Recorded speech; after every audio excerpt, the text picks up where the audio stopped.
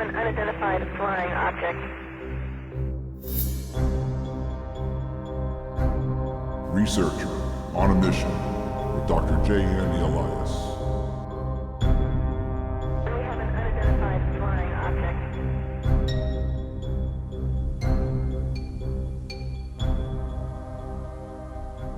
Welcome back to another episode of Dr. J Radio Live. Of course, I am your host, Dr. J. Co-hosting with me live in London, of course, is Johnny Webb, where it happens to be 3 a.m. As usual, we have an awesome show for you today, but today is extra special because we have someone who's always on top of UFO news, someone who literally you can have on a week apart, and literally the show would end with never having enough time. And, of course, so much new information. And that happens to be, of course, the one and only Linda Moulton Howe. Miss Howe, welcome to the show. Dr. J, thanks for having me on, and thank you for that introduction.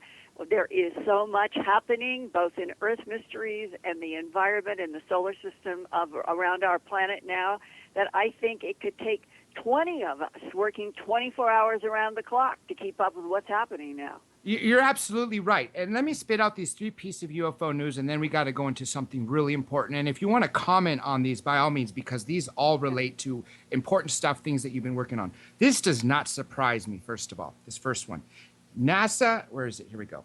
UFO orbs captured on NASA's space station video. And, of course, go figure, NASA shuts it off. How often do you see this happening? I've seen it at least every other month, at minimum 3 months. And one of the interesting things is that when there is somebody on the web at YouTube who posts a video because they are devoting their life to watching the ISS feed and getting a clip of something and putting it up, what is often the first attack that it is a CGI photo ploy and that it's not real. And that we now are in a very bizarre world digitally where those of us who are simply trying to learn facts and report them because we have governments that are not reporting anything to us, that because it is the digital age, we now have to do reality checks on every single thing that makes it to YouTube because of this attack. You're absolutely right. One thing that scares me is before it was just attack the story, attack the person, but now it's like, nope, CGI. That's the first thing. You're absolutely right. This other story, I know you didn't. I know this doesn't surprise you because you are always on top of the news and you receive a lot of reports. UFO spotters shocked as the number of UFOs, alien craft sightings has doubled in the last month of June 2015. This comes out of the Mirror in UK. You're not surprised by that, are you? I'm not. Something's got to be happening, and I was just been blown away paying attention to the news. Literally, when we give the news report, UFO news at the beginning of the show, at how many there are to choose from lately. Well, and the phenomena has had cycles ever since it really burst on the scene in World War II with the Foo Fighters. And why is that? Why is it that there are months in which I could say I'm expecting an animal mutilation report, a half-cat report, human abductions to spike, or that people are seeing more and more strange things in the sky? And it is a cyclic nature that has always been puzzling, but people have noted it for decades.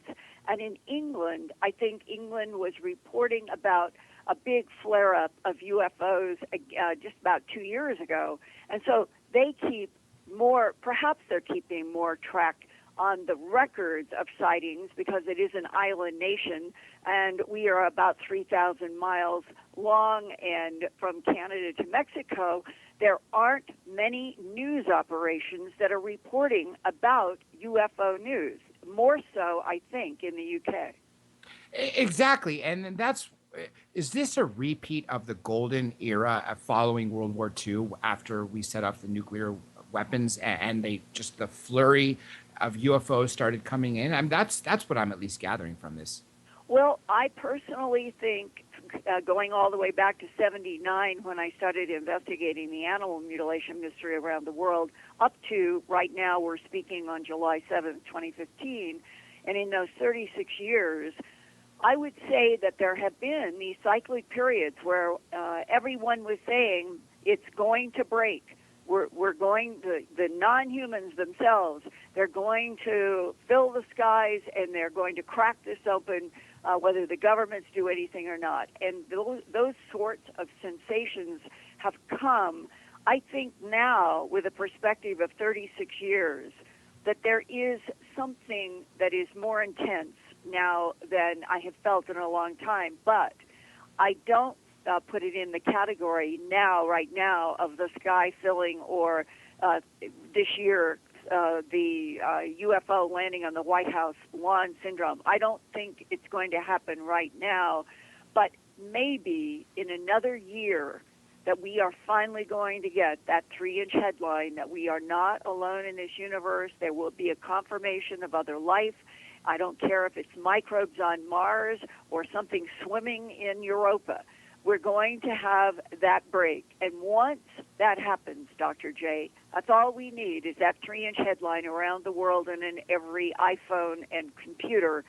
And from that moment forward, the world will never be the same again, because everyone will have permission to tell what's actually happening to them, because we can't live in a world where everybody is criticized and CGI rocks are thrown at them because they are trying to report something that has been so firmly denied by governments. That's why I feel that we are going to have some kind of a breakthrough on that headline, "We're not alone in the universe." Exactly, and you're absolutely right. Part of me thinks that this might actually be the time. I remember when I started paying attention in the 80s, I always thought the 40th anniversary would be it. Then after that simulcast of Soviet Union and America with those two guys, Falcon and Condor, I thought that was going to be it. Then, of course, the Roswell report came out.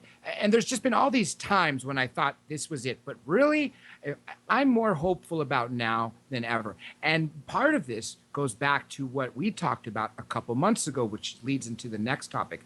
When you came on and you talked about John Burroughs and Peniston, where the UK finally, through their I believe it was the Condon report, finally recognized that something happened, a UFO landing that affected these two gentlemen, was the first time we had de facto disclosure. And I think that really set the ball rolling and set the tone for the rest of the world. And I know you have some amazing new info on this. Well, yes, and what you're referring to, that Condon report, as it was discussed in the MOD by there's two groups and factions that do investigations in the MOD related to what they call unidentified aerial phenomena, DI-55 and DI-52. And both of those agencies were involved in investigations of non-ionizing radiation that is defined in a 460-some page report that no one knew anything about, literally, until 2010 to 11. John Burroughs and Peniston and I went with the Ancient Aliens production television crew to England for the December 2010 35th anniversary, or 30th anniversary of the December 26 to 28, 1980 phenomena that took place at what was then NATO's largest air base in Europe. And what no one was supposed to know at the time is that there were nuclear tactical instruments in both sides, the Bentwaters and on the Woodbridge side. So it was a sensitive base, and the very fact that over 72 hours, starting around midnight, December 26th, to after midnight, to when the sun was coming up on December 28th, many people were exposed to something extraordinary, high strangeness in the Rendlesham Forest. And on the first night, it was John Burroughs, who was an airman. He was with Jim Peniston, who was a staff sergeant and was seasoned in investigating airplane crashes, and another young airman named Ed Kavansak. And Ed Kavansak was assigned to stay with their truck when they got to a point in the road that was too bumpy and frozen in the December cold winter night for them to proceed with the truck. And so Burroughs and Penniston got out, and when we were in England shooting for Ancient Aliens, they demonstrated how they started trying to run through the thick, tall forest, many trees, 2 and 3 feet only, all of the trunks so close together. And they were showing how they were trying to run after Christmas tree colored lights, red, blue, yellow, orange, and that as they ran, the lights seemed to be close and then far away and close and then far away, and that how they fell. And the falling was because all of that land in that forest, in that area where they were showing us, goes in rolling hills, very up and down berms, as the English would call it. So it was to them shocking that the lights could move so quickly, and they were trying, but as humans, they could not go through the forest and keep up with the lights. And all of this comes to a moment that summarizes the mystery of so many people who experienced all kinds of strange interactions in those 72 hours, and that is that Penniston remembers getting to a point in the forest as they were running where there is a gigantic flash of light, white light, and in his mind, he associates the sudden appearance of a black, glassy, triangular craft approximately 7 to 9 feet long, seemingly suspended above the ground by what he thought was light. And at the same time that Penniston remembers that, John Burroughs remembered running after the lights, and he doesn't remember a thing about the black glassy triangle, not much about the bright light. And Penniston is aware, becomes aware, says that he had no idea where John was, but that he walked around this black glassy craft, dragging his fingers along the surface, realizing that it was warmer than the very cold winter humid air, and that when he got up to the front vertex of the triangular craft, that there were raised symbols. He could feel them with his fingers. He compared it to touching Braille. And as soon as his fingers touched those raised symbols at the front of this black glassy object that had lights moving underneath the skin of it, so to speak, his mind was filled with zeros and ones and telepathic information that tied the craft, the blast of light, and what he was experiencing to time travelers that he estimated came from 40,000 years in the future on a desperate effort to keep surviving because the civilization had run into some kind of a problem, and they were coming back to this, what would have then been the 20th century, in order to gather genetic material to use, quote-unquote, as Band-Aids to keep, is it us, is it something else, in a future alive. Now, that is Jim Penniston's experience. John Burroughs was right next to him in the forest. They were right together running. John doesn't have any experience like that, but he does remember blue lights, amid orange and white lights, but the blue lights, they have haunted him since that night. And when we have done half a dozen or a dozen hypnosis sessions trying to break through the blocks in John Burroughs' mind about what happened, he can't get there, and every time it is the blue lights. He talks about how the blue lights come into his mind under hypnosis and block him from going forward, block him from seeing, block him from remembering.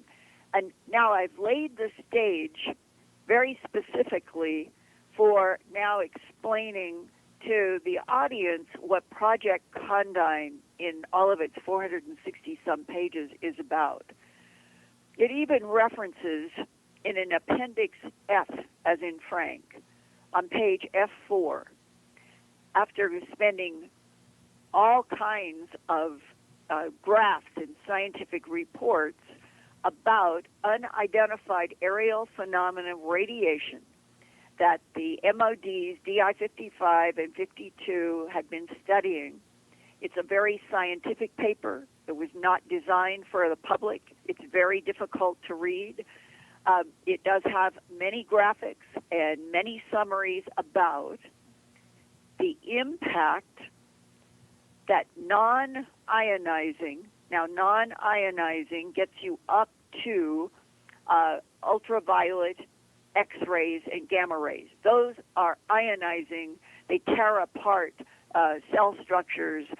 Those are heavy-duty radiation from bombs or gamma rays from the cosmic universe. When you come down below UV, you come into the areas of what are called non-ionizing radiation, and there is a very specific area between microwave and infrared that is called terahertz. And interestingly enough, those frequencies are also what are used in the scanners in airports and were very controversial when those scanners started being introduced into airports, because there were some points of view in the scientific community that humans should not be exposed to terahertz frequencies, even though it's non-ionizing. But the airports and the Homeland Security and the government and everybody assured everyone that exposure would be so short that it would not cause damage. Now, where does this damage issue come in? In the Condign report, which is technically a number report about unidentified aerial phenomena, the UK has started for some time now using the acronym UAP, Unidentified Aerial Phenomena, changing from the American UFO from the 1947 period when it started. But they are essentially the same thing. They are craft, unidentified craft, and unidentified beings, I'm going to say intelligences associated with this unidentified aerial phenomena, and that the report confirms over and over again and even puts it in the context of what happened in Rendlesham Forest, that this unidentified aerial phenomena specific frequency of non-ionizing radiation can manipulate human minds to see something that is not there and can damage human tissue, including the heart and the eyes. And this is the first report that any of us know that, for reasons unknown, another mystery, it was classified UK eyes only, very highly classified in the UK MOD. And in 2006, and no one has ever explained why or how, it was quietly under the radar, declassified, but none of us knew anything about it until after we got back from that England trip.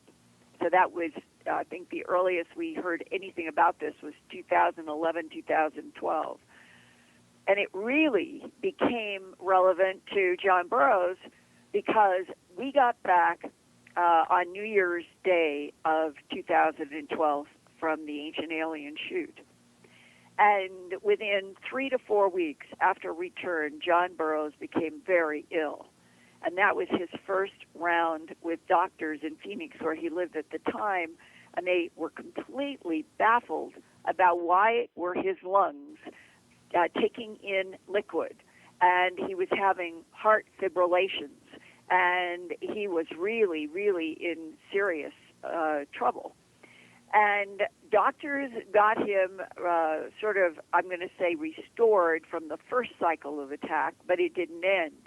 And through 2012 into 2013, John Burroughs was going downhill.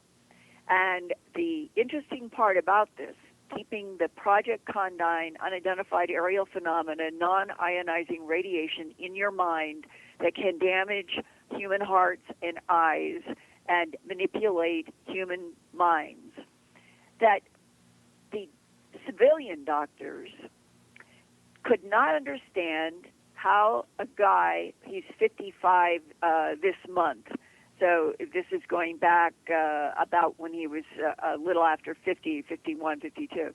They couldn't understand how a man who was essentially was strong, was in relatively good health, did not have any signs of any what would be called congenital heart disease, and yet his heart was the organ that was so affected in these cycles of attacks that he was having. And they were running all kinds of tests, doing all kinds of things, and finally, there's a lot of backstory that I can't go into for complex reasons, but eventually, a doctor who has admitted publicly that he has done work for 50 years for the Central Intelligence Agency related to UFOs, came forward with some information about the leaflets in the heart, in the mitral valve. And once the civilian doctors had this other information, they were able to set surgery. John went into surgery on December 18th, 2013, and survived. And he is grateful that somebody behind the scenes, behind the matrix, where they have this information that we have been studying in the UK document, that there is danger in the close-up presence to unidentified aerial phenomena, and John Burroughs and Jim Penniston were exposed on December 26th. Other people were in the forest on December 27th. December 28th, same kind of thing, only that's the famous night when Colonel Halt had a tape recorder and was going with, it was more than a dozen men, and they had light-alls to light the forest, they had Geiger counters, they had night scopes, they were going to try to once and for all, what is this that keeps interacting with Rendlesham Forest? So all these people were out there, and John Burroughs, this part mystifies him. He felt urgence that he had to get into the forest that night, and all sorts of things happened to get him to the forest. And when he got there, and he said, please tell Colonel Halt I'm here, I feel like I need to be here. And Colonel Halt said, all right, John, you can go up toward the lights with Adrian Bustinza, a sergeant that was there. And another mystery, why did Halt do this? And so John Burroughs starts moving toward the lights in this strange urgency that he felt overwhelming need to get close to the lights again. And Adrian Bustinza, walking beside him, has told John and me in the past to our face that he suddenly felt like he was pushed to the ground by the light. That's a direct quote. I was pushed to the ground by the light. And what he was seeing, Bustinza, was that John was moving forward and that red, orange lights in some kind of a configuration, and this was Bustinza's word, engulfed, covered, came over John. So that places John Burroughs as the only person who twice had a close-up encounter. And on that first night, December 26th, one of the rumors on the base, the way things go between Central Security Control and people who are working the base security, they hear a lot of things.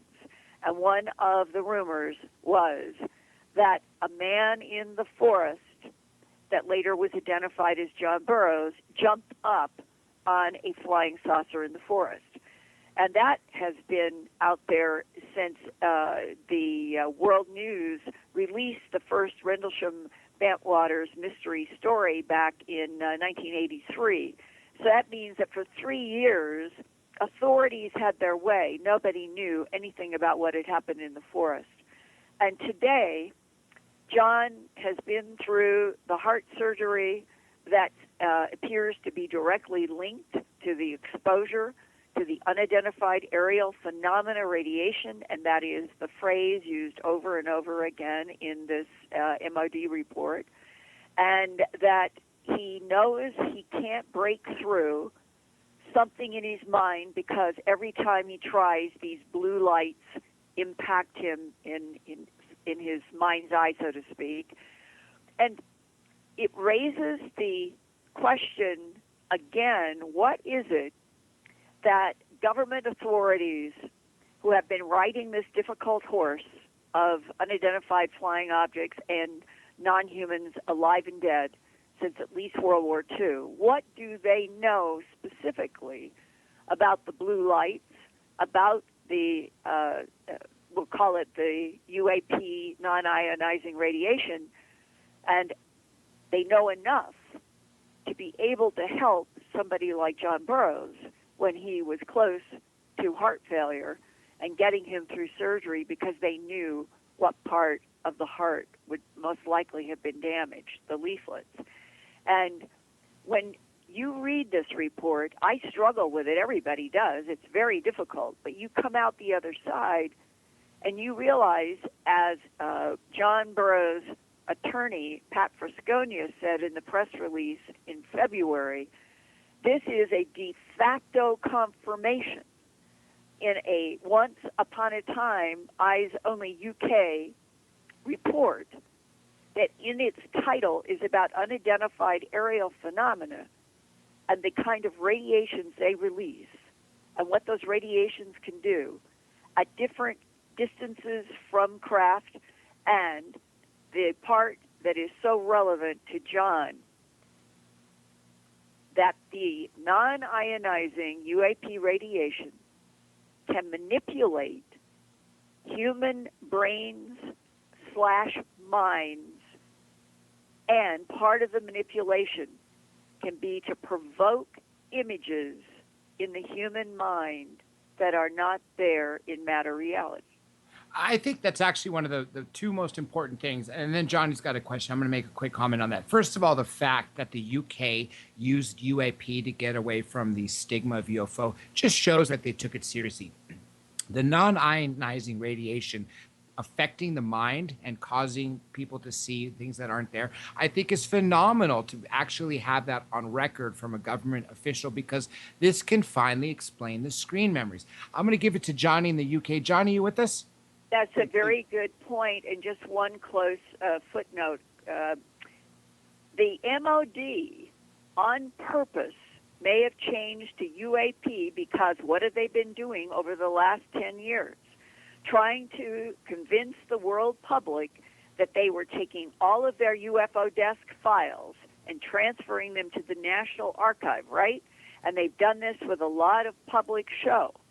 And yet, because John Burroughs, after he survived surgery, started filing Freedom of Information Act requests with the MOD. And in September of 2014, less than a year ago, was able to get admission that the MOD has withheld 18 UFO, UAP-related files. And at my news website, earthfiles.com, on the headlines page, I have a summary of what the MOD sent to John of what it is that they are withholding, and that 6 of these are policy files. Policy files usually have most of the meat in them, and one of the most amazing things took place on July 1st, and that was in Parliament in London, where the Big Ben clock is. Lord Black of Brentwood said to an MOD representative, quote, in relation to the 18 MOD files on unidentified aerial phenomena that have yet to be released to the public, what is the originating division of the file reference, capital M, the number 9/18 question mark? We'll talk about that in just a second. What is the remit, meaning the remittance of that division in relation to UAP, unidentified aerial phenomena?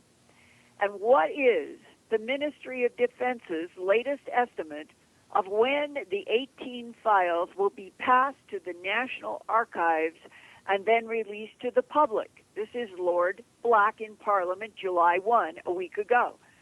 The reply from Defense Minister Earl Howe, quote, "The originating branch of file reference M09/18 relates to ministers' private offices."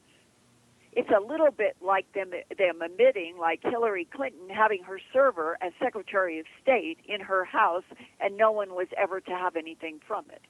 Ministers' private offices. The latest estimate of when the 18 files will be delivered to the National Archives is before March 2016. That's now less than a year away.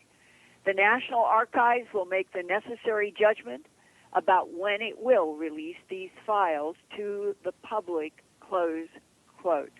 Well, this is amazing, actually, that a lord in Parliament would become so interested in the UFO, UAP phenomena and the fact that the MOD admitted to John Burroughs it had withheld 18 files that only 4 or 5 years ago had made this big show on the Larry King Hour and all of that they had released all of their UFO files.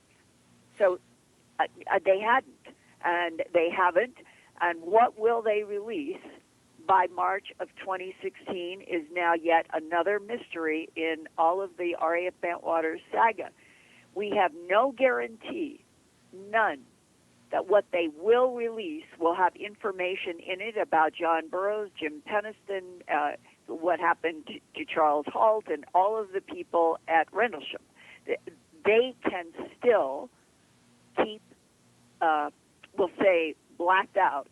They will go through, and they will vet these documents, and they could release, and this is a possibility, they could release 18 or some portion of the 18 with whiteout all the way through every document. And they could do it legally in the interest of national security and still comply with the Parliament's inquiry on the withheld files. That is going to be very interesting to see how much will be revealed in these 18 files or maybe nothing. Just like Freedom of Information Act requests, when we get documents that have literally nothing but the date and CIA and it's all blacked out, redacted. I mean, it bothers the heck out of me when we receive that. Now, this is just pure speculation, but we could only find this out when they do release these 18 files, or at least parts of them. Do you know of any cases that happened in the UK where others were affected that may be in these files? Again, I know this is pure speculation, but can you think of any case off the top of your head from probably since World War II where someone was affected the same way Burroughs was? Well, I really respect what you are asking. It is an excellent question, and I don't know, and the reason is parameters. The DI-55 and DI-52 investigation that is detailed in this 460-plus page report has a section with graphs, and it relates to the amount of exposure to the non-ionizing radiation in terms of distance. So there's an intensity of radiation and a distance quotient. And depending upon, I believe, in fact, it says in the Condign report, and remember, you're not going to see a page called Condign report. That was the phrase used inside of the MOD about this project by DI-55 and 52 in the MOD that is entitled Unidentified Aerial Phenomena. So just make that point. Linda, it's John in London, and just to clarify something, are we talking about in the same sort of sense as soil samples found in crop circles that have, say, heat effect by microwaves and in some case radiation? Are we talking about in Rendlesham, when John Burroughs was there, his illness has been caused by what is believed touching the craft and getting some sort of radiation. No. Because I've No, also heard no, that no. in Wait. Rendlesham Forest, Linda, Yeah, no, there's wait. also reports of radiation on the beach. We've gotten things mixed up here. Microwave radiation, that's radar. Microwave radiation is what Levengood and some people in England are convinced is some of the energy in spinning plasma vortices in the crop formations, but that's different, completely different from a terahertz frequency. You can look at it on an electromagnetic frequency chart.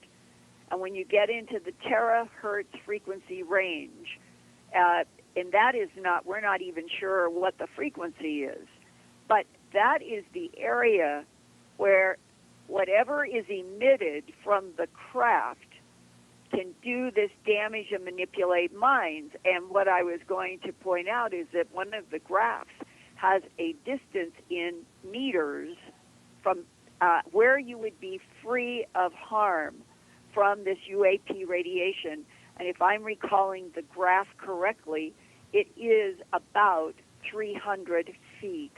And so at least from a football field, and it might have been 100 meters, but it's somewhere in there that the fall off is not considered to be harmful. But if you're closer from there to a craft, you can be harmed or have this mental manipulation. So microwave is one frequency, and the electromagnetic frequency chart is something that is so big. I have one on my wall, and it's about 5 by 4 feet, and it is in a big fan. And when you look at from infrared and microwave and so forth up to ionizing radiation, you begin to understand how complex the issue of radiation frequencies are and what they can do in different intensities and distances. And that is what we have been introduced for the first time in this UAP report from the MOD. There's actually a listener question, and this goes back to what we were talking about, non-ionizing radiation. I'm going to go ahead and read it to you word from word. This is from Wise Frog. Could it be that the radiation is not what is making someone see things that there are not there, but a mental projection from ETs? I hope that's worded correctly. I'm going to repeat it again. It's, could it be that the radiation is not what is making someone see things, but that there are not there a mental projection from ETs? He didn't word it correctly, but I hope you got the gist of it. Well, when you read, and what I ought to do right now is go to the report and just read those. But while I'm looking to give you the exact words out of the Condign report, it's my understanding that the impact on the brain and the mind and how it works is a mystery. But that, it says right in the report that images can be created in the human mind of something that is not really there in the matter world. And when you said like screen memories in the decades-long human abduction syndrome, that's one of the first things I thought about too. I think it's really important that, first of all, that we have a government figure, a government body that actually wrote this in the report. Obviously, they used scientists. As you know, any government investigation takes things seriously. And more importantly, what sort of bothers me is the fact that it doesn't just create things that you could see in your mind that really aren't there, but affects human tissue. This is seriously damaging people. Okay, and now I am at page F4, Annex F, unidentified aerial phenomena in the UK air defense region. And this is out of the executive summary, and it was originally presented to the MOD in December of 2000, very quietly, completely under the radar, declassified for reasons unknown in 2006. And on this page, the title, Potential mental effects on humans. Neurological, rather than biological effects, may be the clue to some human behavior after exposure in the near field of UAP radiation. Particularly sensitive are the temporal lobe areas of the brain. And I'm going to jump down to the well-reported Rendlesham Forest Bentwaters event is an example where it might be postulated that several observers were probably exposed to UAP radiation for longer than normal UAP sighting periods. There may be other cases which remain unreported, which goes to the heart of your question, Dr. J. It is clear that the recipients of these effects are not aware that their behavior and perception of what they are observing is being modified. Then it goes into field strengths and numbers and voltages, and then let's go now to another paragraph 15. It is concluded, therefore, that if some UAPs, as is believed and correlated by actual reports, and here they give examples such as when there's failure of car electrical equipment, which we've all heard about happening since the 50s at least, in the presence of some kind of disc or UFO, that they produce EM radiation, that meaning these craft, that there is a high probability that they can affect, the radiation can affect the human brain. It would seem that this effect can occur when close to a UAP, either outdoors or indoors. This causes the brain to interact in an unusual way with the imagination, and they put library in quotes, imagination library, causing reports of visual activity which are not in fact a true representation of the facts. It is of particular interest that a perusal of a limited number of old UAP reports in the 1900s, while often 1800s, because they do a parent here pre-20th century, so in the 1800s, while often similar to even identical to modern reports, they do not produce evidence of spacecraft aliens, gray or green aliens, portholes, or searchlight beams. And those lists are part of this incredible UAP paper, where they break down and summarize on some pages the cylinders, the triangles, the spheres that have all been reported as UAP. I just want to warn you, we got a little about 10 minutes before we hit our first break. There's another topic I'm going to wait a few minutes to get into because it's super important. But I think this is the fact that the non-ionizing radiation can affect your mind, cause you to see things that aren't there, is absolutely huge, because as we said, it could explain the screen members. Do you think it's possible that this is also the same reason that certain people are shut off from seeing certain things, such as Burroughs not remembering Peniston going up to the craft? You know, it is an excellent question because it relates not only what happened in Rendlesham Forest with Peniston and Burroughs being next to each other running after the lights, but how many cases have we heard where somebody said, I pulled my car over, and here was something that had to be the size of a football field, and it's only 100 feet above my car, and I get out, and I'm staring, and it has all of these lights going around the center, and where are the other cars? Or, I saw this thing, and I was driving on the freeway, and I stopped and pulled over my car, but nobody else pulled over their car. Either way, one, a road where one person finds themselves under this stunning thing and nobody else is coming, or there's hundreds of cars streaming on a freeway and one person pulls their car over and nobody else stops or even seems to be aware. That seems to me to be saying that there is something, shall I put it this way, brain-specific, mind-specific, or the ability to interact with the environment in such a narrow, focused way that people seem to be selected for the experiences that they have. I truly hope the government isn't looking at this just for that reason, so they can end up figuring out how they can use non-ionizing radiation, so they can sort of control us or control our minds by making us see things that aren't there or preventing us from seeing what's happening and what's going on. That would be a really scary thought because we're known to weaponize everything. And that is exactly what John Burroughs is afraid of. You've just summarized his own fear. I honestly don't blame him, and he has every reason to be scared for what he's gone through. Poor guy, 3 decades plus of 3.5 now, 35 years of what he's been going through. And just now he's finally getting answers. Thankfully, he is. I don't want to change topic, but I think it's super important to talk about something. Years ago, you broke out an amazing story about bees just dropping dead.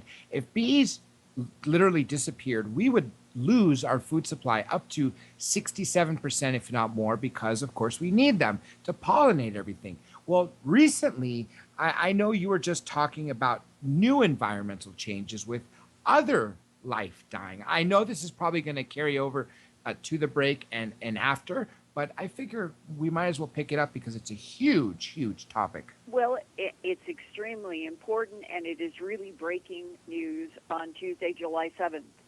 And it has taken this long because I think that scientists and people who lived in the Seahorse Key area of Florida kept hoping it was not going to be something that would keep going on. But now, by July 7th, here's the headline. And this is the Tampa Bay Times. They've won 10 Pulitzer Prizes for their journalism. Thousands of birds abandon eggs and nests on Florida's Seahorse Key.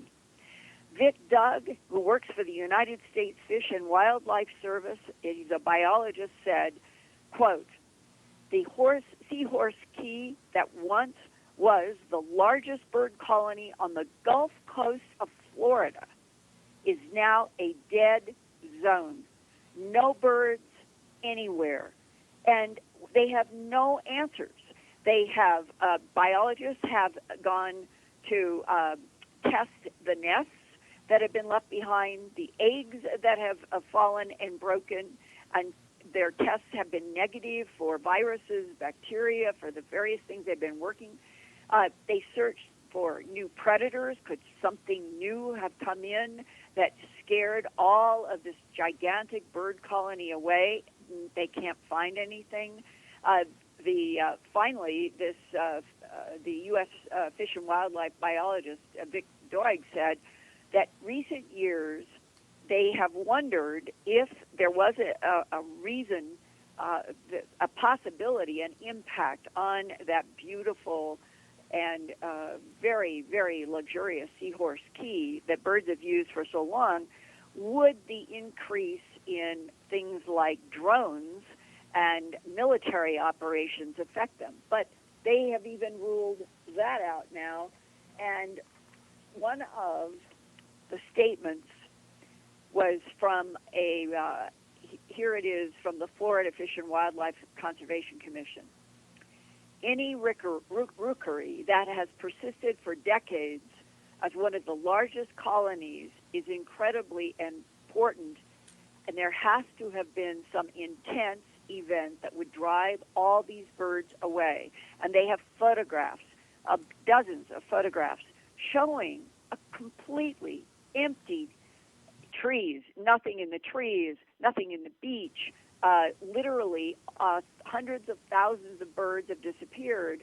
And the Tampa Bay News interviewed Mike Odell. He runs one of the marinas in Cedar Key that used to take tourists out. He said that in 1 week in May, he had led a group out to view thousands of birds crowding the shores of the Key like normal in the spring. And the very next day, within 24 hours, all were gone. He said it was that drastic. It's like we went from one world to another. Now, when you interrupt when we have to go to the break, but what this leads to me is a question that I have been raising in my investigations of the strange sounds around the world. And what would happen if, as some geophysicists think, this is the century, or at least the end of this century, that the magnetic poles of the Earth may change places. If that happens, what they know from studying ash and lake sediments going back to the last time that the poles changed 876,000 years ago, that for quite a long time leading up to the pole changes, which took place very rapidly, and after, the magnetic field of the Earth dropped down to near zero. If that occurred, the bird population and the marine population that are so dependent upon magnetic fields might be the most affected Earth life leading up to a magnetic pole change. And we can talk more about that after the break if you would like. Yeah, we got a few more minutes, and I'm so glad you brought that up because a lot of people don't understand that or recognize that birds rely on the magnetism of our poles to be guided. And so, of course, if there's any change in the magnetism, of course it's going to affect the birds. And last year, the first 6 months of 2014, data coming from the 3 swarm satellites. These are satellites that were put up specifically to monitor and measure magnetic field strengths around the planet. And they had a report in July a year ago that showed that in the first 6 months of 2014 was the most rapid decline in the magnetic field over the western hemisphere of Canada and the United States and coming into the Pacific and down to Mexico, that this whole region was a huge decline while there was a buildup, a strengthening in the Indian Ocean. And the images of what the swarm satellites have been measuring about the magnetic field strengthening and weakening on the Earth is very similar to what a geophysicist named Gary Glatzmeyer in California, who was the very first to run a computer simulation trying to see with a bunch of Cray computers feeding in a lot of information about what had been learned about various parameters in the last pole change, ran these computers and suddenly had a pole shift. And people who see those blue and gold images of the North and South poles as they are entangling and beginning to go from North and South Pole to looking like a plate of gold and blue spaghetti, that is from his computer simulation that he just kept running, and they kept going through pole changes in that computer simulation. And he ended up being able to show maps of moving maps of what they were measuring in the computer simulations leading up to a pole flip. And it is so interesting that right now the current state of what is happening in the Western Hemisphere weakening and the strength in the Indian Ocean looks similar to what computer simulations have produced. And if we were going to finally, after 876,000 years, the North will end up in the Antarctic, the South will end up in the Arctic. What does happen during that period of time when magnetic fields are near zero for a period of time? We know solar rays energy from the sun will reach the surface of the Earth. We know that there will be an increase in gamma ray radiation from the cosmos that will be able, because the magnetic fields of this planet protect us so well from solar radiation and gamma rays. So what happens? Well, they've already done projections about the increases in skin cancer, for example, that would occur if the magnetic field is at X point and there is this increase in solar radiation and gamma radiation. The aurorae might be all over the planet. So it has happened many, many times in the Earth's history. And if it is likely to happen at the end of this century, then we, right now in 2015, will be living through the rest of our lives and our next generation's lives in a change that no human has ever seen before. It's interesting because, you know, as a pilot, when I fly into London City Airport, mostly as a passenger, but, you know, I have flown into London City Airport. The runway is runway now today. It's called runway 10, and obviously it runs in the degrees. It's an easterly flow, so it's runway 10. And if I'm facing west, it's runway 27. But a few years ago, it used to be runway 9. And so every few years, where the magnetic pole shifts and moves, the runways actually change numbers. And so there is a relevance to what you're talking about, but it happens now. And I wondered, going back to the bees and birds and things going missing, I wondered if that sort of their built-in GPS, in a sense, is getting shifted where, they're actually taking a different route, and where they would normally land and settle, they're somewhere else. Do you think this is a possibility?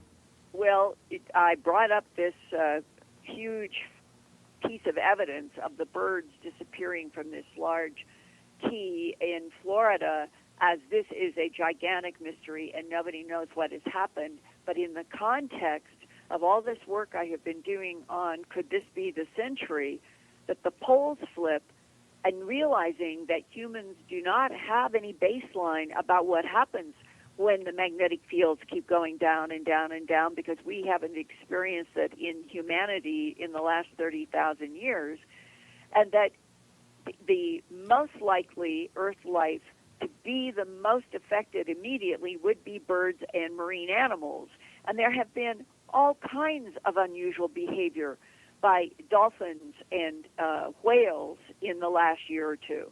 The fact that all these birds suddenly disappear, I raise it in the question, what if this is the harbinger of things to come, because there is some sort of a magnetic anomaly? It isn't proved yet. But another piece to the comment on the airports. I did an interview about 10 years ago when they had to change numbers and repaint numbers in Florida on an airport because the GPS systems were out and the magnetic field lines had changed.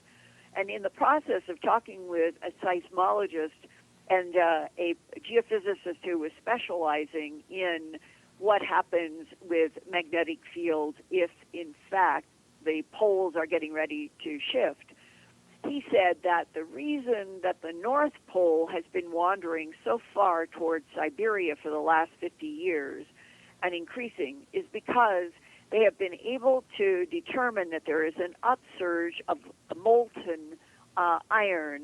That's the more liquid state that would come up out of a volcano in lava, but is like hot, soft rock in the mantle, and that there is a bulge that is a lot of iron coming up in Siberia. They think that that started 50 years ago and that provoked the North Pole to wander. The poles have always wandered, and the poles have wandered towards Siberia. That would be independent of the magnetic fields on the swarm satellites over the Western Hemisphere going down very rapidly over a 6-month period. That is completely different than the wandering pole towards Siberia. But the whole big picture of the Earth now, without question, paper after paper, there are changes going on in the Earth's inner and outer cores. That is the dynamo that creates the magnetic fields of this planet in the first place. And when there are changes in speeds and instability in the the center core is like a hard sphere of a very specific matrix of iron at the atomic level, and it turns in an easterly direction opposite of the outer core, which is more liquid and is turning with the Earth in a westerly direction. So the inner core of the Earth rotates opposite of the rest of the Earth, rotates more rapidly than the rest of the Earth, and that when atomic changes in the crystallized form of iron in that center sphere begins to change negative and positive polarities, it gets to a certain, we'll call it like, this is the tipping point, and it appears, at least theoretically, that is what causes the north and south poles to change when there is enough atomic change at the inner and outer core. Well, right now, what scientists do know is that the core have been changing. And will this now be the century where all of this comes to a head and the poles do flip? And to me, this is one of the most exciting stories that I know, but you never see it on the 6 o'clock news. Never. Thankfully, we have this alternative media. When we get back from break, we're going to pick this up because this is a super important topic. Everybody stay tuned. So much more with Linda Moulton Howe in just 3 short minutes. This is George Tsoukalos, and you're listening to Dr. J Radio Live.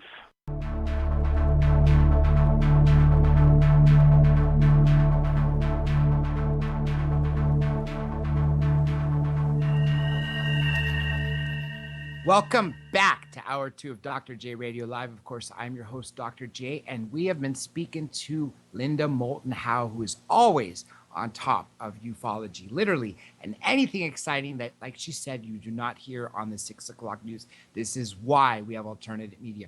Real quick, before we turn to her for some important information, Jack Osborne. Did you all enjoy him Thursday? I thought he was so cool, so down to earth. And every time we have a celebrity talking about UFOs that is actually knowledgeable, I think it just helps us in general. He's definitely going to be back. He enjoys the subject more than I thought. So I hope you all enjoyed him, and his interview will be up on YouTube by the end of this week, by Thursday's show. What is going up tonight, of course, is Robert Morningstar, as well as an impromptu conversation with David Sarita and a Navy SEAL Lieutenant Wiegand. You guys will enjoy it. It is exclusive on my YouTube channel, Dr. J Radio Live, which you could find at my website, drjradiolive.com. And now we got some super important news from Linda. Of course, everybody be paying attention to earthfiles.com. That is the place I check first for UFO news. Linda, let's talk about that. And of course, next appearances. And you have something big coming on the 30th. Well, first of all, Earth Files is science, environment, and real X-Files. And I have always dedicated my career to investigating hard science first.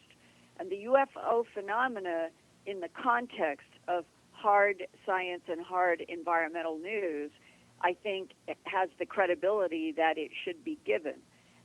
So I'm not a UFO website. I'm a science, environment, and real X-Files website. And I've been doing news since 1999. It's 2015. And if you go to the Earth Files archive and you just start scrolling from the top 2015, it takes a while to go through the now about 3,000 reports that I have done with, and we were counting the other day, there's about 50 to 60,000 images, documents, illustrations, and maps represented in all of these in-depth reports. And so I end up using Earth Files now like my own encyclopedia on science, environment, and the real X-Files do have a lot having to do with the unidentified flying or unidentified aerial phenomena and all things related, because I think it is the most important undiscussed policy of denial and lies about subject on our planet. And in that context, RAF Bentwaters Woodbridge, what we were talking about in the last hour, John Burroughs came to me about 3 or 4 months ago and said, I would really like to be able to explore all of the different facets that we have evolved through about RAF Bentwaters Woodbridge investigation that goes from everything from frequencies, the electromagnetic field, medicine, tissue, time travel, things, technologies that can move through space and time or dimensions, what was going on at that NATO base that might have attracted something that was traveling in time or hopping dimensions. And so we talked about it, and I said I wanted to keep doing a lot of other work that I do, but that I would love to join him to help support him. in a radio program in which we could explore all of these facets. There are so many it could keep on going for a long time. And on July 30th, we are going to have the premiere radio program called Phenomenon Radio, and it will be in the KGAR network of web stations. And John and will be hosting, and I will be leading each of the programs we do with news updates, and then trying to stay on to help with questions. And I hope that we can keep it going, because there are so many pieces of RAF Bentwaters. It is as if the whole field of these mysteries, all roads lead to RAF Bentwaters Woodbridge. Absolutely. And thank you for clarifying about Earth Files, because you're right. I should have not mentioned that it's just a ufology site, because I find every sort of bit of news there that's not in the mainstream news. Things about Snowden. Well, I cover a lot of stuff that is mainstream, because I'm covering science and medicine and environment. It's the part that you won't find, and I think is equally important, will be about the UFO phenomena, which still, until we get that big breakthrough headline, we're not alone in the universe, what is the knee-jerk reaction? It's the politically correct position for anchors to take in television shows to giggle about UFO stories. That has got to end, because it is an absolutely serious phenomena that has impact on all Earth life, including humanity. Exactly. And that's why when you mentioned that you cover what's not on the mainstream news, that's the part that it's important. That's the part that they should be talking about. But fortunately, we have earthfiles.com. And something super important, everybody needs to be paying attention to this. Linda has an amazing web series, up to 15 episodes right now, Maze of Deception. And this is free. All you have to do is go to YouTube. Linda, you want to talk about the Maze of Deception in some of the most recent episodes? Well, it's complex, both in its presentation and the subject matter. I'll start out with the subject matter. People have been asking me, especially in the last 6 months to a year, you have investigated every aspect of the phenomena since you did A Strange Harvest back in 1979 and was broadcast in 1980 about animal mutilations. And since that time, over the last 36 years, I have probably investigated just about every subject that you could name, and I have traveled around the world and in many places. And people have been asking me, what do you think is your personal bottom line now about whether what we're dealing with is good or evil? And so many people are painting it in those two terms that I decided that I would go back to one of the most interesting communications that I had with people who did work for agencies of the United States government. After an introduction with Ray Boucher in Lincoln, Nebraska, he's a practicing Christian minister. He has a doctorate in theology, and he has worked in the business world, but he has also done a lot of investigations with very serious, detailed work having to do with the UFO phenomena. And Ray had contacted me back in the early 1990s about two men who had showed him identification having to do with intelligence agencies, and they wanted to talk with him about eschatology. And Ray had been presenting information in his church work about eschatology, which is, in a phrase, the end of the world. And other people would call eschatology apocalyptic in the sense of the New Testament.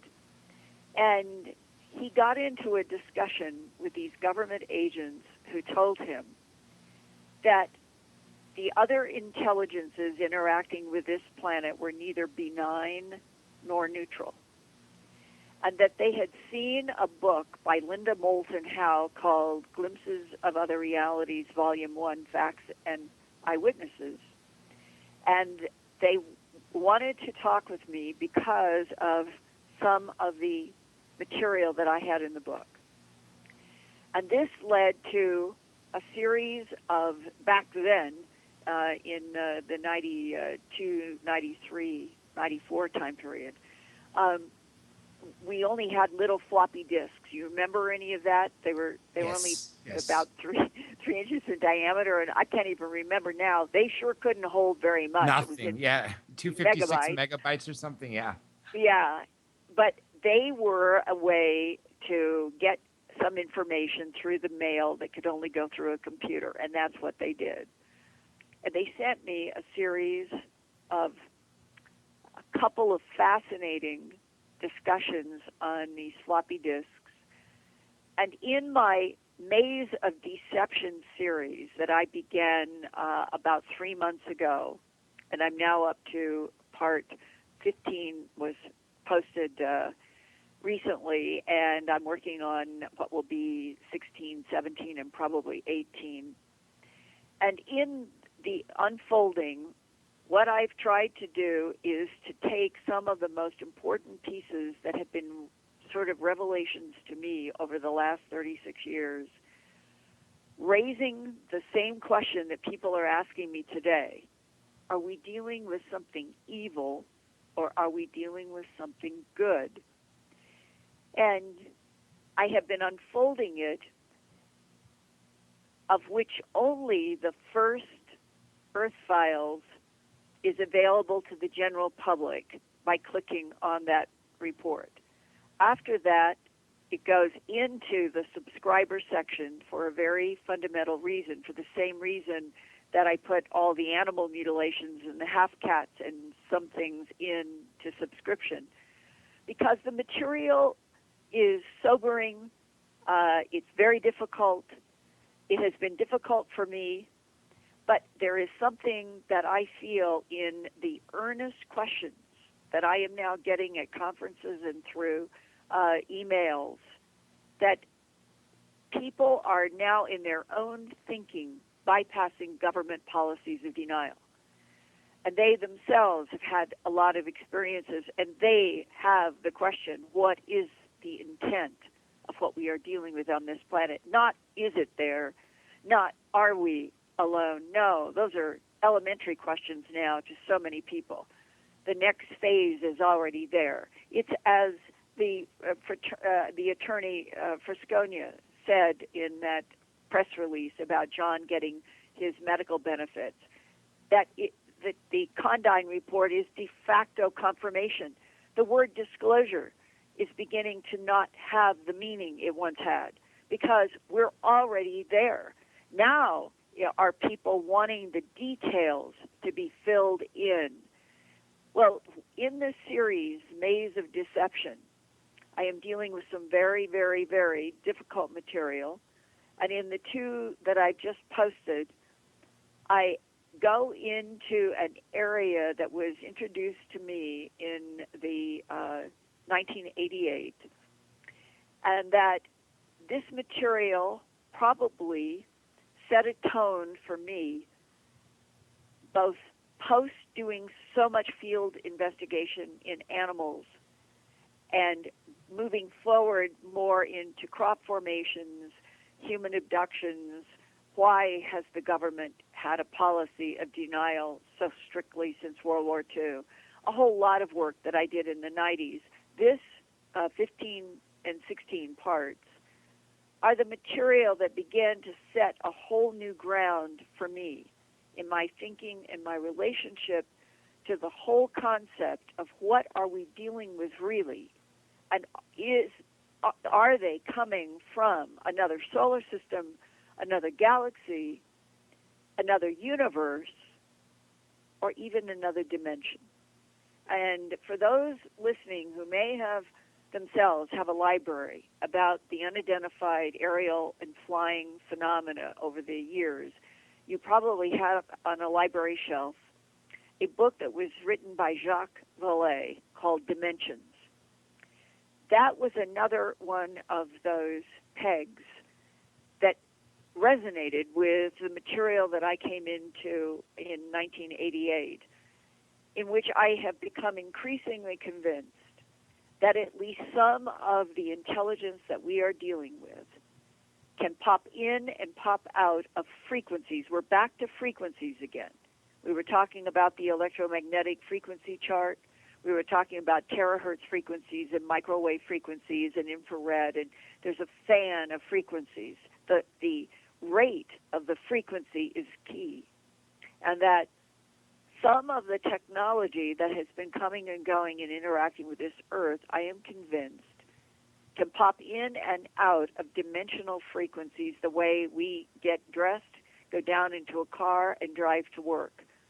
And that the scope of some intelligence that Michio Kaku in New York University, the quantum physicist, would say that there are civilizations 3s and maybe even 4s out there that not only are they bending space and time, not only can they move point to point, they are harnessing suns for energy.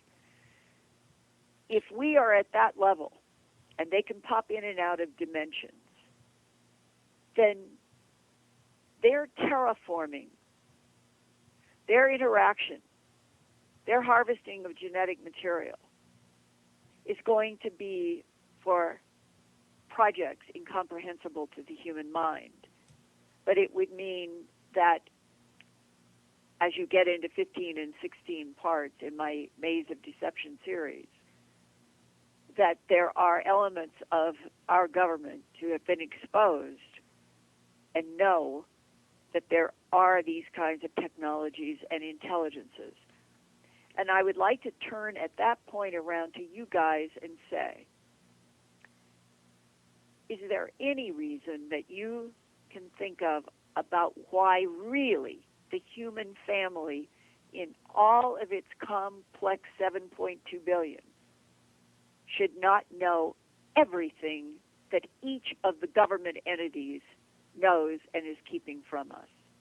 Absolutely not. We have a right to know who gives someone the authority to sit in an elite group and say, well, the rest of the world doesn't deserve to know this. Only people who have greed and are trying to put price tags on energy or technology that we may have ability to get to, or even unlocking abilities we have. So you're absolutely right, Linda. Nobody has that authority to tell 7 billion people what is really happening, or to prevent us from knowing. And that's the part that disgusts me the most. And that is the reason I decided to be proactive about this. And to make all of this even more complex, and I hope a lot of you who are listening will get inside of Maze of Deception without fear, and just know that I am trying to raise my own fan of very complex facets over 3 decades to this question that is on so many people's minds. What are we dealing with? What is the real intent? And among those questions about the intent, people keep raising, could Gabriel's horn be back because something is coming back to this planet that was here 5,000 years ago? And what they mean is the trumpets that have been recorded and heard around the world. Well, when I go into a subject, my first feeling is I want to try to understand the science, if I can, of what might be the first possibility. And in these sounds that have been being heard around the world, which has included trumpets that have been recorded since 2011, so many people have raised the question about whether or not this could be UFO technology. And what I'm going to drive at right now is this. I think it's equally possible that because of these core changes in our Earth that have not happened like this during humanity's standing up primate existence on the surface of the Earth, that there could be sounds that change from infrasound down in the core, coming through the mantle, out through the crust, up to the ionosphere, and bounce back, and then the infrasound changes from not being heard by the human ear into booms, trumpet sounds, agonizing sounds, metallic scraping sounds. It is such an interesting question, and I took that question straightforwardly to some people that have both worked in universities, and one a man who works in a big corporation in the southeast. Oil and gas is his world. He's asked not to be identified, but I did a fascinating Earth Files interview with him in March. And he has been studying this whole issue because guys that are in the gas and oil and fracking business, they want to know geophysically what they're dealing with on the surface of the Earth and going down toward the mantle. And the surface that we live on is just like a thin rind. It ranges from 5 to 30 miles sitting on this huge core, or we'll call it the mantle, going down to the core. The Earth is 8,000 miles in diameter. So when you get 4,000 miles below your feet right now, you're at the center of that hard iron crystal core that's spinning in the liquid core. Well, all of this combination of those cores creating magnetic fields, there is also something called the human resonance, and it is a resonance between layers of the upper atmosphere. It's where NASA has recorded sprites, they're bright flashes of light that are seen from the space station. There can be electrical strikes at high altitude, and the human resonance is about 7.5 hertz. It's called the low-frequency vibration that resonates with whatever is being generated by our solid and liquid inner core of the Earth. Well, if you have changes in those cores and it goes out, and we've already got a human resonance frequency there, they know that the infrasound can translate itself through the molecules coming to the mantle to the crust, and that there is some hypothesis that the core could go up in frequencies to the ionosphere and bounce back.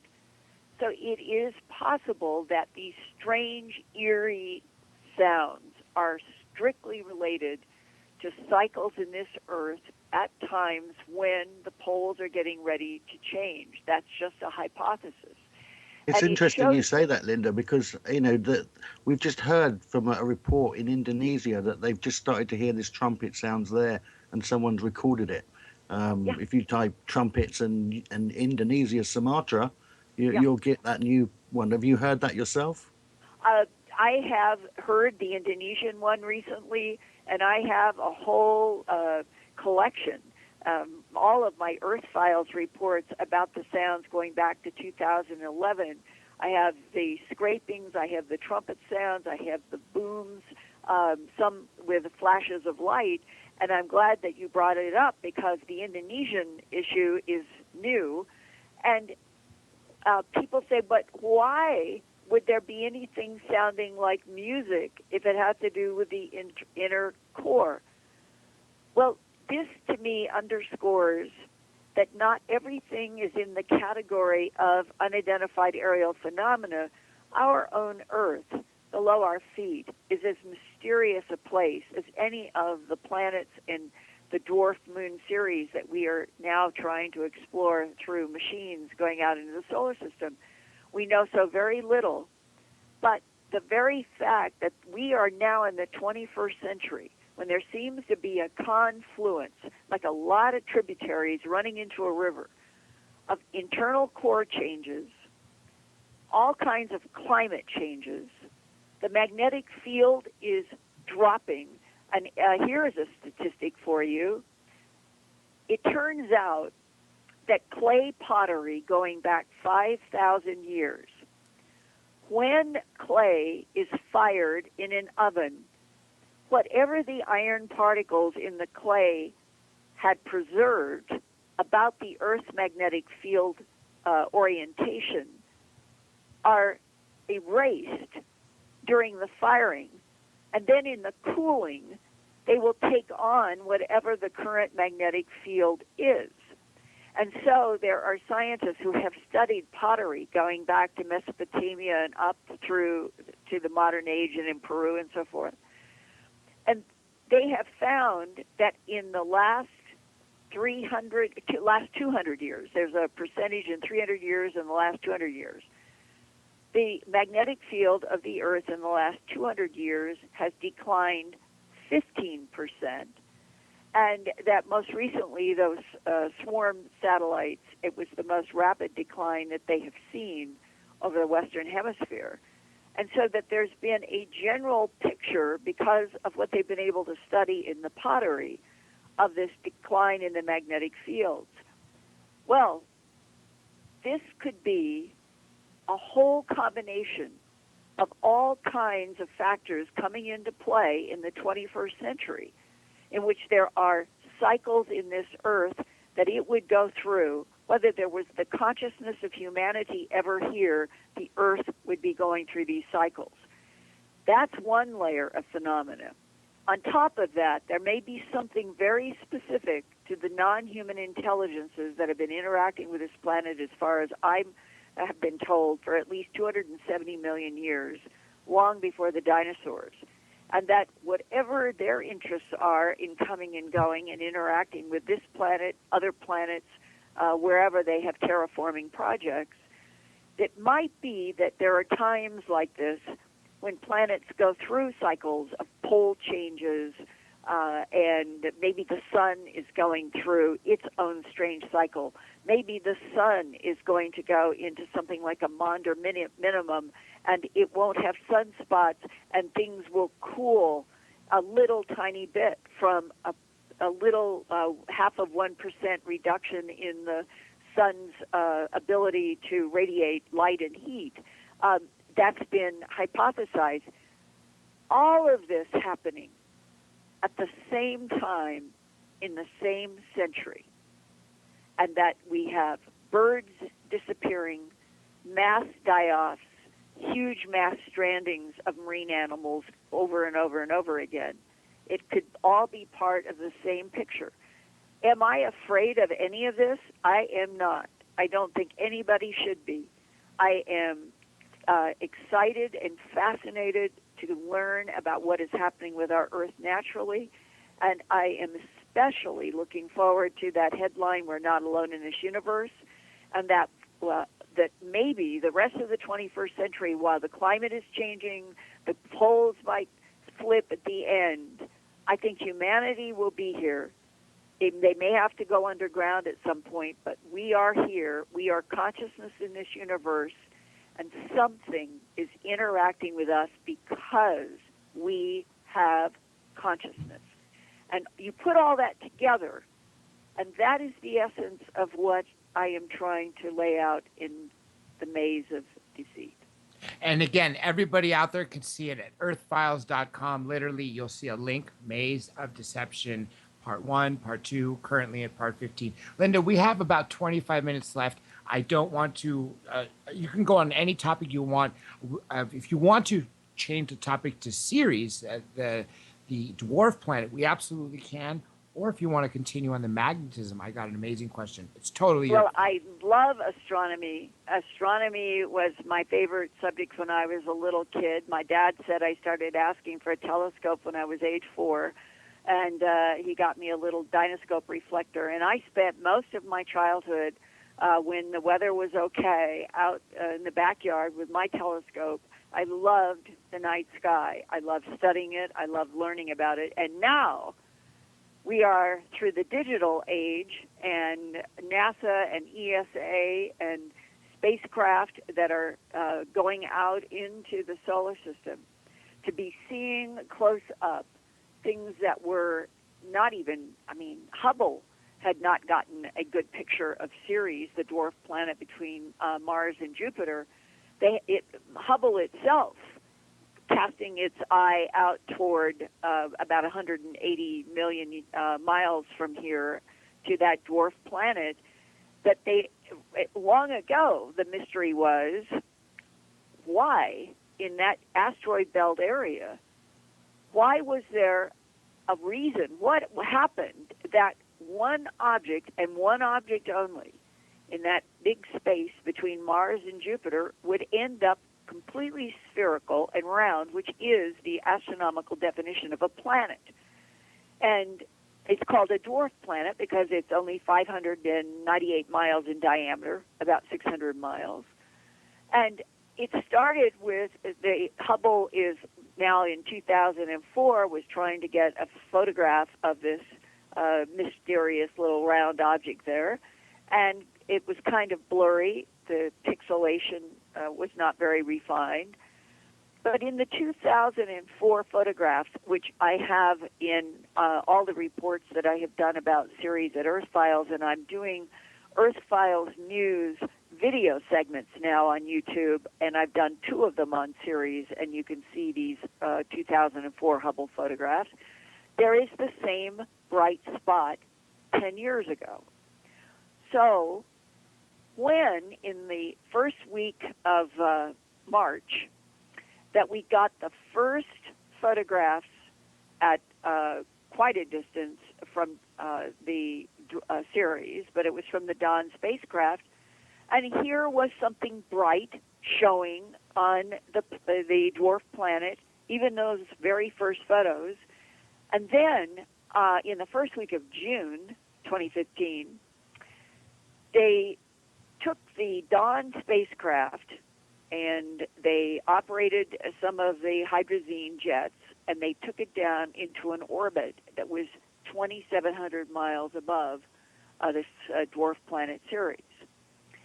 And that's when the fuzzy, bright spot from 10 years before, and then the first week of March, finally, in the first week of June, it wasn't so furry.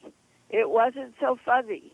It looked like bright spots, and at the 2,700 miles above the surface, you could see and count that there were at least 8 spots, and that there were 2 patterns of those 8 spots that looked like equilateral triangles. So you've got a bright spot and a second bright spot, and then on either side of the second bright spot is a triangular pattern of bright spots, and down opposite of that triangle is another, what appears to be like a triangle of bright spots, making up about 8, depending on how you count it.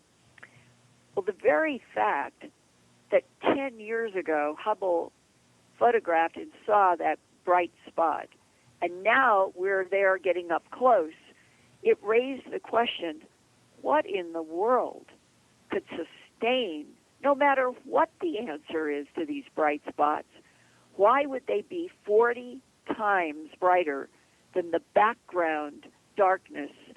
Ceres is a very dark dwarf planet. But these are 40 times brighter, these spots, and they have been in the same place for 10 years. Does that seem like that would be ice or salt?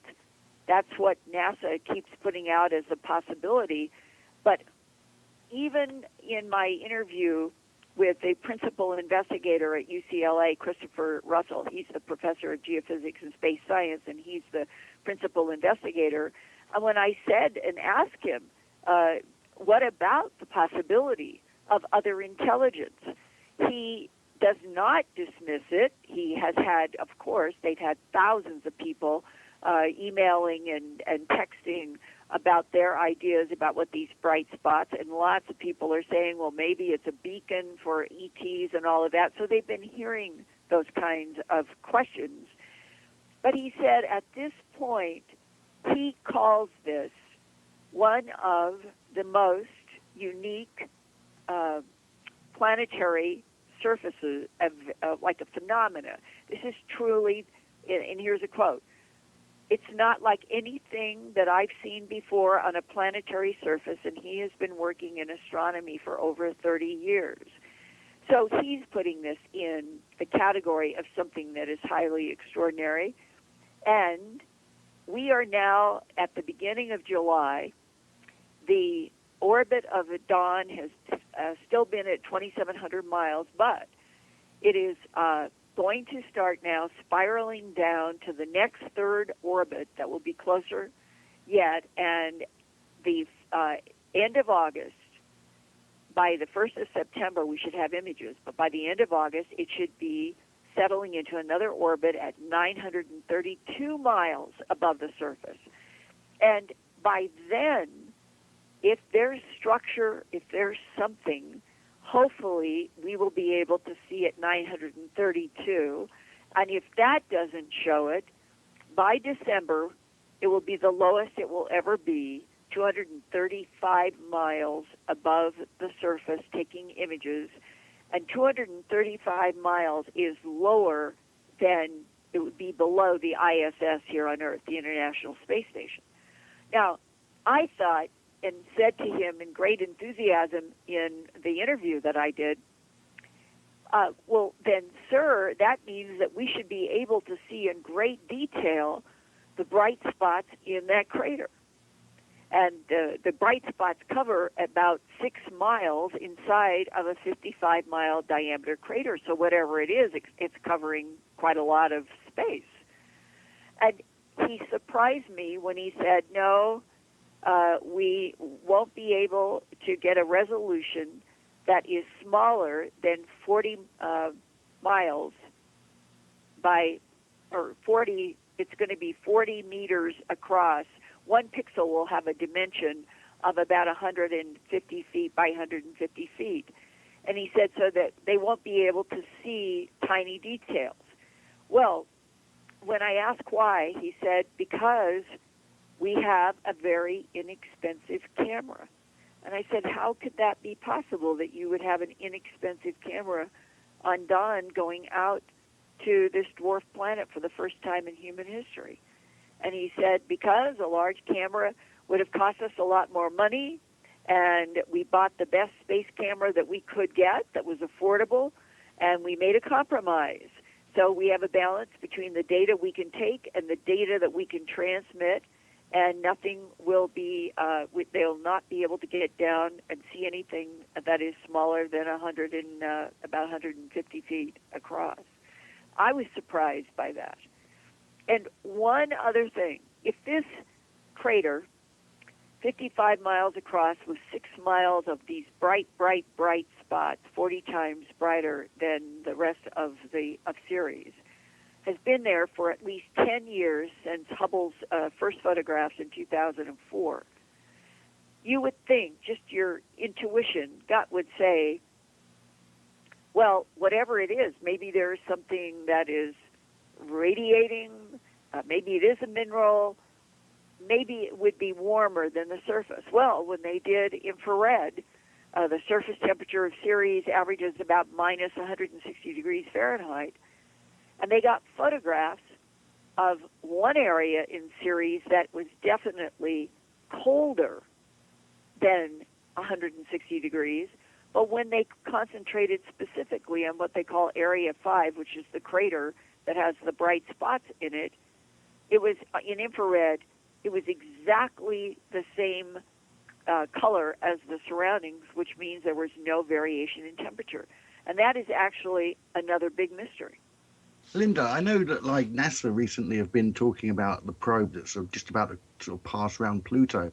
Do you have any information regarding that, or what you might expect to see yourself? Well, I saw the headlines that have been floating around about Wickramasinghe in the UK, announcing that its Philae, the probe on the comet where we took the photos, that there was black carbon, and that meant there was life. Well, the European Space Agency hasn't officially made any announcement. No scientist working on the Philae mission has made any such statement. So I think that this is an example of people being enthusiastic about looking at images and drawing conclusions that somehow get turned into a headline. And we're also, a big problem today, I think, in the digital age is that they're spreading like weeds. And these are the websites that will put up any hysterical headline in order to get click-throughs for dollars. And so it's becoming really tough to vet 24-hour news cycles, what's real and what isn't. And if you're referencing that headline that has been coming from, I think it's the UK first, about there being carbon life on that comet, I'm waiting to hear from what the European Space Agency says officially. It's possible. I'm not saying it's not, but I don't think yet we have data that has been published. And if that is it, then, gentlemen, that headline, there's other life in the solar system, it would already have been discovered on Philae. But I don't know that that's going to occur. That's the latest thing that I have tried to track down and have found there's no official word yet. Do you have any other information yourself? I don't. I wish I did, but we have under 15 minutes left. I want to continue to talk about series, and if you tell me if you want to change to Snowden, I think the fact that there's actually more bright lights than ever, 40 times brighter than other things, is fantastic, because I'm sure you heard about what SETI's now doing. Instead of looking for radio waves, they're going to start looking for lights, artificial lights. So, I mean, just brilliant. Finally, it took them decades to catch up to what we've been saying. And the other thing, is this related at all to the sunless/starless planet, which is basically a planet that's just floating by itself through space that NASA found several months back? Well, as far as I know, there is no Nibiru, and I'm sure there are people who are yelling at me on the other side of the radio, but here's what I understand from a whole bunch of astronomy reports. It goes back at least 10 years ago. Dan Brown, he is an astronomer. He's probably found more things in the Kuiper Belt and the Oort cloud that surround our solar system than just about anybody.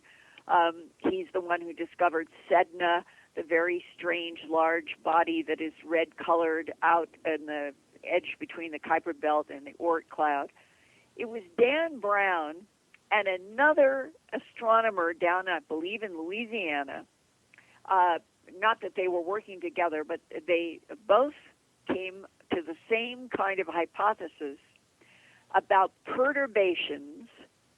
In fact, my Earth Files story was called Perturbations in the Oort cloud, and it had to do with tracking comets coming from the Oort cloud out that can be almost, a quarter of a light year away, and that there were perturbations in some cometary paths that suggested that there was a large mass that was affecting them.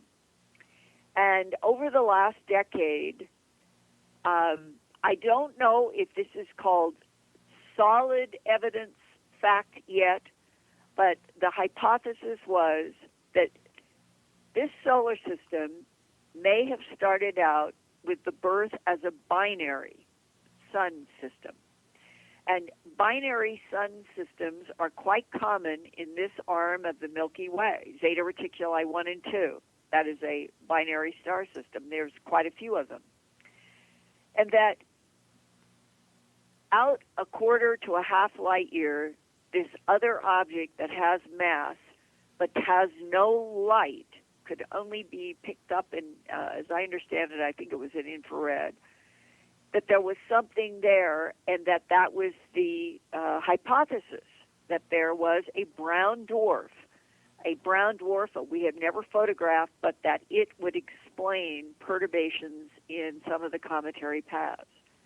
That is the only hard science that I know that has come down on the side of a large mass that's out in the Kuiper Belt to the Oort cloud. That is far distant from Pluto, from Neptune, Uranus, from Jupiter and Saturn, for all of our planets here.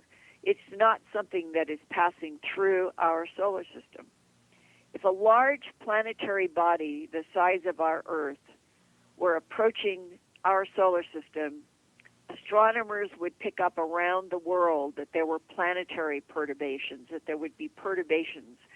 I do not think that an Earth-sized mass could sneak up on the solar system.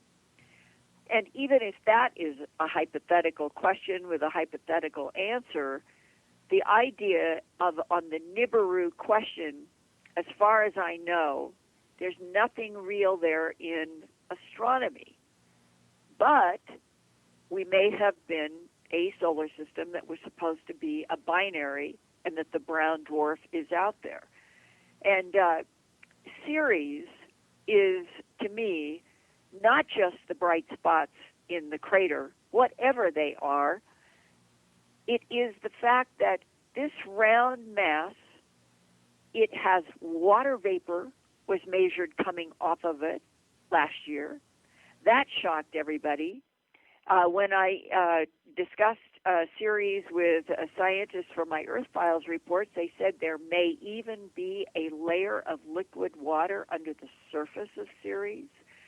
And then you get to the 3-mile-high, sort of pyramid-shaped mountain that was photographed just in the last 2 or 3 weeks. And it's a 598-mile diameter sphere. And it has a 3-mile-high, sort of pyramid-shaped mountain. It is the only high-altitude object on Ceres. Well, what in the world would be the geophysical forces on this little dwarf planet that could cause a 3-mile-high mountain? If a meteorite came and slammed into Ceres, you would think that you would see a big crater under or around the base of that big 3-mile-high mountain, but it's sitting on perfect surface, as if it was thrust up somehow. So in this dwarf planet that everybody thought was a strange spherical rock between Mars and Jupiter, we now have water vapor coming off of it, the possibility of liquid water in some level below the surface, the 3-mile-high single mountain on this spherical little dwarf planet, the 55-mile crater that has 6 miles of 40 times reflection coming off of unknown whatever it is on this planet, and that there are canyons, there are so many more craters than they expected to find, and this is one object that we are getting 235 miles above in our solar system. And the idea that Ceres, with all of its mysteries, is in a way a kind of metaphor, you guys, do you think, that we on Earth, not only do we not know what's in our solar system, we don't know what is out in the Oort cloud, and we don't even understand what is 4,000 miles below our feet in the center of Earth.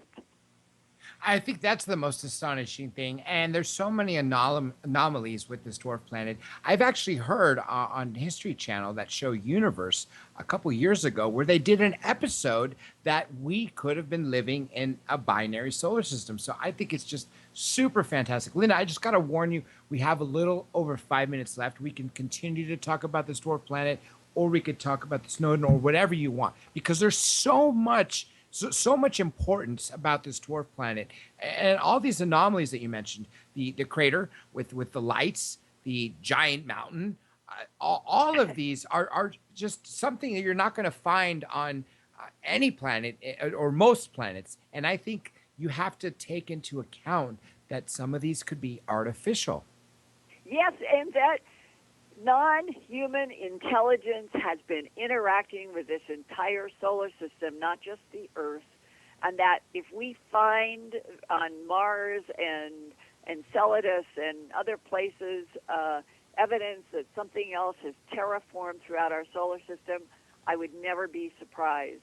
My bias is that we're in a complex, dynamic universe, and that there are varying ranges of intelligence, just as Michio Kaku has outlined. And those that can harvest energy from suns can certainly move point to point and pop in and out of dimensions because they have learned how to manipulate frequencies, and that we are on a planet where we are the youngest life form. We're not the first, we're the youngest, and that we are discovering, I hope, with humility, that will take us away from violence and self-destruction, that we have so much ahead of us to learn and to be excited about if we would stop wars on this planet, which may be something that the non-humans watch from a kind of objective point of view, maybe even with disgust. But in this short period of time left, coming back from space and the excitement of it all to the depressing news that was reported by The Intercept, that they are the group that got Edward Snowden into the Soviet Union, where he has been, and he was the one who had worked in the NSA subcontracting and we'll say, is the whistleblower of all time. Yes, definitely. It was on July 1, again, a week ago, that The Intercept ran with a headline, NSA's X-Keyscore spy system on the world's private internet communications, and that they are reporting at The Intercept 48 top secret documents from Edward Snowden's, we'll call it whistleblowing exercise here. And they said at The Intercept, these facts bolster one of Snowden's most controversial statements made in his very first video interview published by The Guardian on June 9th, 2013, 2 years ago. And this is what Snowden said. I, sitting at my desk, and that was at the NSA office in Hawaii, I, sitting at my desk, could wiretap anyone from you or your accountant to a federal judge to even the President of the United States if I had a personal email. And they go on to explain that the X-Keyscore, that this material that Snowden has leaked through The Intercept, these were training documents that repeatedly highlighted how you could, just with a few clicks, any analyst working for the NSA who had a private email, he would have access and could conduct all kinds of searches by simply entering a person's email address with this particular X-Keyscore software that they were able to use, and that they would be able to do sweeping searches, is the way The Intercept put it, on everything through email addresses, telephone numbers, the names, other identifying data, and said there is no indication in the documents reviewed that any prior approval, no prior approval was needed by anyone to do these searches. And that, you guys, you get the implication. That meant all of us, everyone with a computer using email, was easily, could anywhere in the United States be easily tracked, monitored by the NSA. And if you hear noise, it's because we've got a huge thunderstorm here. That's what I and figured. It's really pounding. I'm going to try to go around a corner. It's okay. To a different roof. Can you hear that? We can. We literally have a little over 30 seconds left. I just want to say it is extremely sad what Snowden It's unreal. Can you hear me? found. Yeah, Oh the my storm God, is crazy. This is a storm. What Snowden uncovered is disgusting. What's happening? We are in pure violation with unwarranted, or with searches and seizures without warrants. We are really living in Big Brother. Linda, it has honestly been a pleasure. I cannot wait to have you back. I want to turn it to you to give a final message to everybody. And everybody out there, don't forget, earthfiles.com. Watch Maze of Deception. It will blow you away. Last words, Linda? Thank you so much, Dr. J. You guys in the UK, made me do it again. And I'm going to get off the phone because, man, it's thunder and lightning. Okay. Thank you again so All right. much, everybody out there. To you and the audience everywhere. That's right. And everybody out there listening, we are doing this for you. Thank you, listeners. Of course, thank Linda and the team, Johnny, Danny, Lou, Tom, and of course, station owner Keith. And let's not forget Art Bell, who'll be joining us in a couple weeks. This is Dr. J, Dr. J Radio Live, signing out.